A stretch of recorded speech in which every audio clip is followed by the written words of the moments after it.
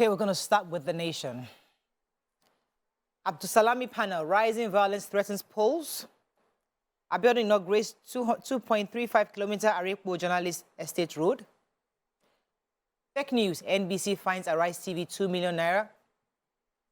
Why I invited Buhari, Obi, Kokonso, others by Wike. Poverty doubled over Obi, says Soludo. Petrol subsidy not sustainable, Ipman insists. Oyo Ogun to end kidnapping on Lagos-Ibadan Expressway. And Buhari orders unjust for Tinubu Shetima campaign kickoff. Okay, who's starting? Okay, once you take the NBC fine. Okay, so, NBC fine, yes, go ahead. So the NBC's DG has signed a letter dated November 13th to RSTV fining them 2 million naira for breaching the broadcasting code. They had purportedly carried the news that they have a letter purportedly signed by the PRO of INEC. And that letter, they said the INEC was investigating the presidential candidate of the APC, which INEC has come out to deny that, this is fake news. And so they said, based on the fact, aside the fact that, RSTV has come out to apologize for that news, they also had been doing sensitization during this period towards election, expecting news houses to be more responsible in carrying news. And so because of that, they have written a letter to them of the fine. Okay. So the special advisor on security to Governor Seyi Makinde, CP Fatai, has said that Oyo and Ogun states were working hand in hand to end the activities of kidnappers on the Lagos-Ibadan Expressway. So he said they've made a lot of progress to that effect, that is, two states were also putting measures in place to ensure that incidents like kidnapping do not happen again on that axis. He went ahead to state that they are maintaining deployment of security personnel to the axis, and the two states are collaborating to streamline the people they are going to be employing to handle that. They said they had a recent attack and they've been deliberating extensively to ensure that they are working hand in hand. Their securities are collaborating to make sure that that place is safe for commuters who are going to be taking that road. Yeah. That's basically what the news is about. Okay, so the General Abdusalam Abubakar led National Peace Committee is calling on all candidates to rein in their spokespeople and their supporters, that they should be cautious when they make statements or the sort of, rhetoric that they are making during this electioneering period, the campaign and electioneering period, so that it is violent-free. The NPC is actually expressing concern because of the wave of violence that's happening at political rallies, and they're saying a lot has to do with the intemperate language, intimidation, and outright violence by party supporters. And he says that this is, this is not working according to the peace accord that the candidates had signed, at the very beginning of this period, to make sure that this campaign period and the elections going forward will be done in a peaceful way. But calling all Nigerians and saying that many Nigerians are also, disappointed with the attitude that some of these spokespeople and supporters have. And so just calling all of us, I think this is a message for all Nigerians, that we should be careful with our choice of words and how we respond to each other, and even the activities that we engage in during this period, to make sure it's peace and free and fair. Peaceful. So Ibman, the Independent Petroleum Marketers Association of Nigeria, Mr. Mike Oshie, who is the National Operations Controller, said yesterday that subsidy cannot be sustainable. According to him, he referenced the fact that our 2023 budget of over 20 trillion naira has a deficit of 10 trillion, which they're hoping they can fund through other sources. He's saying specifically that subsidy is killing. Says subsidy regime does not allow competition, while monopoly is the language of petrol in Nigeria. But he said that smuggling petrol is a thriving business because of the huge profit involved. And he also said that subsidy kills efficiency in the procurement and supply chain of petrol business operations and deprives government of huge revenue. So it must be removed as soon as possible. We all knew this, but for some reason, politics is not allowing this decision to hold. Let's move on quickly now to The Punch. Soludo attacks Obi again, says ex-governor cannot win. Resist government control. NPAN advises media practitioners. Driver arrested for crushing Ekiti policemen to death. All theft. FG arraigns 16 foreigners detains vessel. Tinubu's victory certain, says Lalong as campaign begins. INEC office attacks worry UK-US opposes rigging. Organized private sector gets 9 trillion naira agenda for federal government. Health pay, ASUU says lecturers, intellectuals, not casual workers. Military places 95 million naira bounty on 19 bandits and kingpins. Yeah. Okay. I have that story. So the Defense Headquarters has declared no fewer than 19 bandits leaders wanted. The Military High Command also placed a 5 million naira bounty on each of these bandits to encourage Nigerians to come forward with any credible information that could lead to their arrest. Also, this list has been confirmed by the Director of Defense Information, Major General Jimmy Akpo. And some of the names and pictures and states of origin of these 19 bandits have also been released. Amongst them, there's a prominent one. I think we've heard his name quite often, Bello Turji. He's from Zamfara State, and he's regarded as one of the most dangerous bandits, kingpins. He's involved in the alleged killing of about 200 people, including women and children. And so many others have been named, and also sort of atrocities that they have done against Nigerians. And so we hope that with this, it would really help in bringing about the arrest and prosecution. ASUU has since called off the strike since October, but ASUU drama is still not finished. So the Academic Staff Union of University of Lagos branch, headed by Dr. Dele Ashiru, will be staging what they call a protest rally titled Casualization of Intellectualism in Nigeria. And they're saying they're using this to, according to them, expose the activities of the Minister for Labour and his ways of, Minister for Labour and Employment and his position on the half-salary thing, saying that, they've turned them to casual workers, they're trying to make them casual workers. And the Punch also says that other university associations, other members of ASUU in other universities will also be staging the same protests at different dates. But that of Unilag will be happening today. I think that, the federal government, since ASUU has called off this strike, they've decided to settle out of court, should make this thing seamless.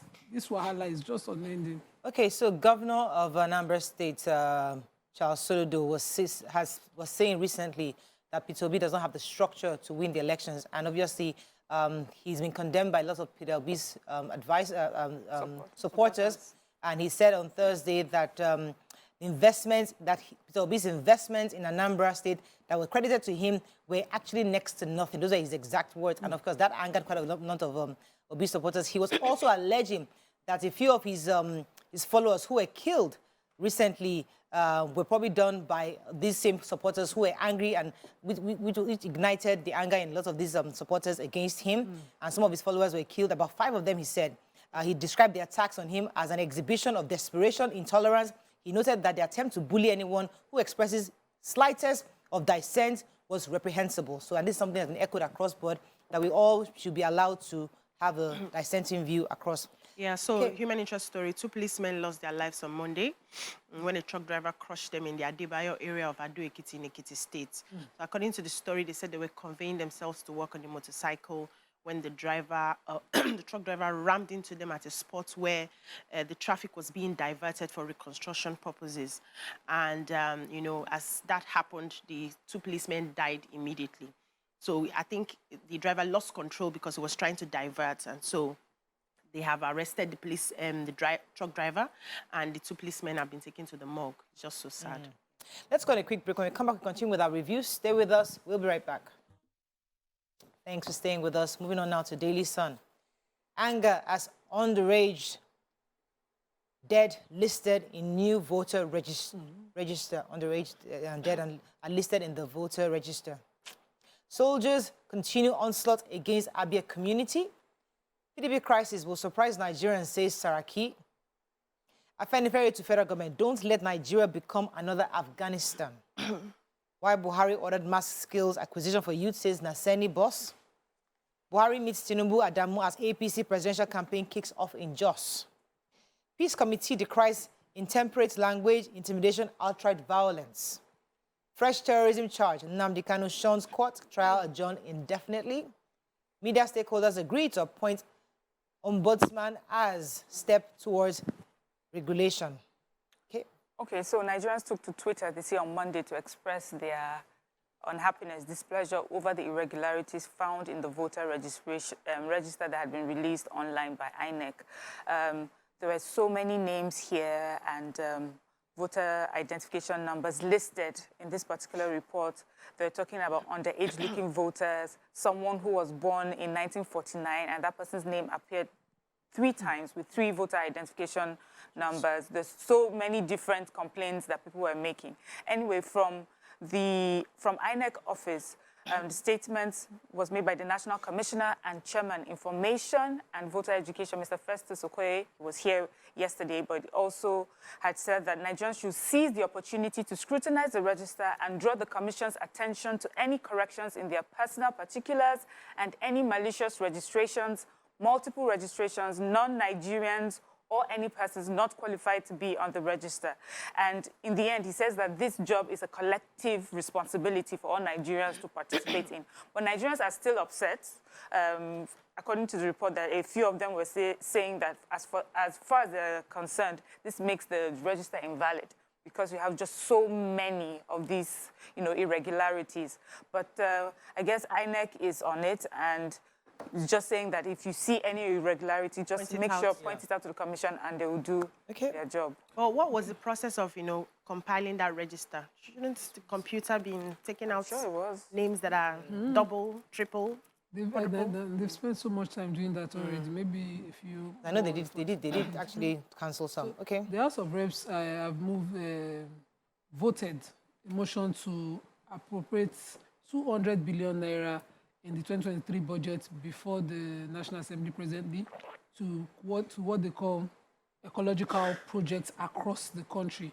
And they've also voted a 5 billion naira into the already created special ecological fund account of each of the 36 states and the FCT to mitigate the immediate effect of the present flood that is raging the country across board. They've also allowed the executive to submit 100 billion or more for the supplementary budget for that effect as well. I think that, these efforts that we're seeing, as soon as, they become executed, we must see the effect of it. Not that, the monies will be given to the states, especially this 5 billion that is called the special one, be given to the states and then we will not see effect. You then see flood and everybody will be shouting, government, government, So use it judiciously. So the Pan-Yoruba Socio-Political Organization, Afenifere, are expressing concern on the frequency of kidnap incidents happening in the southwest, especially in the Lagos-Ibadan expressway.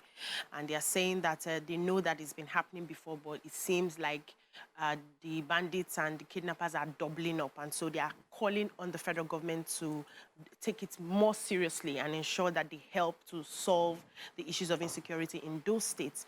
They're also calling on the governors to work together. They can pool forces together, go to the federal government and tell them that they need to equip Amoteco as a regional security outfit to ensure that they help their people, because it's government's responsibility to help in securing lives and property. And that was basically the call that they were making. Okay, let's move on quickly to Vanguard. Terrorism Defense Headquarters declares Bello, Sergi, Adio, Aliero, 17 others wanted. Nigeria AFG may cede fewer top positions to Ethiopian Airlines after the Vanguard report. Debt servicing likely to be higher by the end of December, says DMO-DG. Kanu absent as court adjourns trial indefinitely. Media, owners, journalists, stakeholders agree on code of conduct and co-regulation ombudsman. And insurance claims payments recovers hits 174.8 billion naira. Okay, which story is starting in Vanguard? We can start the Nigeria Air. So we know we've been taking the story, how Nigeria Air is set to commence operations. And now the report is saying that there are indications the federal government may cede fewer top management positions to Ethiopia Airlines in the new national carrier, Nigeria Air. And this further development is what has been, giving the delay why they have not taken off already. And it seems like there's been this projection that maybe governments will be taking more positions in this particular Nigeria Air, and so a lot of people are skeptical about it. Okay, let's move on now to the Nigerian Tribune. Peter Obi knows he can't win, says Soludo. Just agog as APC flags off in Tinubu presidential campaign today. Afenifere expresses concern over incessant kidnapping Lagos-Ibadan Expressway. 96 died in Bayelsa flood. 12 million people displaced, says government. Africa tops wars on diagnosed diabetes, says WHO. Peace accord under threat. Abdulsalami Kuka raised alarm. Defense headquarters declares 19 terrorists wanted. Places 5 million naira bounty on each. And 23.7 million Nigerians in 26 states to be in food crisis between June and August 2023. I was going to take the story earlier about the media. Critical stakeholders within the media had a meeting in Lagos yesterday, and they came up with about 41-point code of ethics for Nigerian journalists, especially as we move towards the elections. The stakeholders noted that the Nigerian media has a rich track record of rooting for public welfare and protecting the underdogs. They also said that the tradition holds that the practice of journalism should be socially responsive and responsible through pursuit of true fairness, decency, and credible accounts of issues in the public interest. Consequently, they are also willing to subscribe to the following ethical principles, which was listed in the article. It's quite interesting. And they also agreed on an ombudsman who's going to be a representative from within the media to also be with government. So the idea is that currently only the government are the ones that appoints who heads these major various agencies, media agencies. So they're saying that they have to be people within the media industry to also be working with the government. I mean, it was an interest. I was happy that most of the media stakeholders, almost all, they were all represented, and that was really good for them to have this kind of meeting once in a while to discuss to reiterate the need of professional journalism in Nigerian media. Yeah. Okay, anything else in Yes, I got Bayelsa is also giving like a report of the casualties that the Bayelsa State casualties that they experienced given the flood. And they said that they recorded 96 deaths during the recent flood. They also said that 12,000 persons were housed at the Oxbow Lake IDP camp, and about 1.2 million people were displaced across the state. And this is from the Bayelsa State Emergency Management. But this was also said at the going away or farewell party of those who were staying at the camp. So the camps have been emptied right now. Everyone was, they were all ready to go home during this particular event. And they also said that there had been really high cost of transportation within Yenogua in Bayelsa State because of shortage of petroleum products. But the governor had gone ahead to get over 410,000 liters of PMS. And so transportation prices crashed from 1,000 naira to 188 naira in 2 days. So just a report from Bayelsa and how they're doing, and the government talking about how they're going to stamp on black markets during this period too.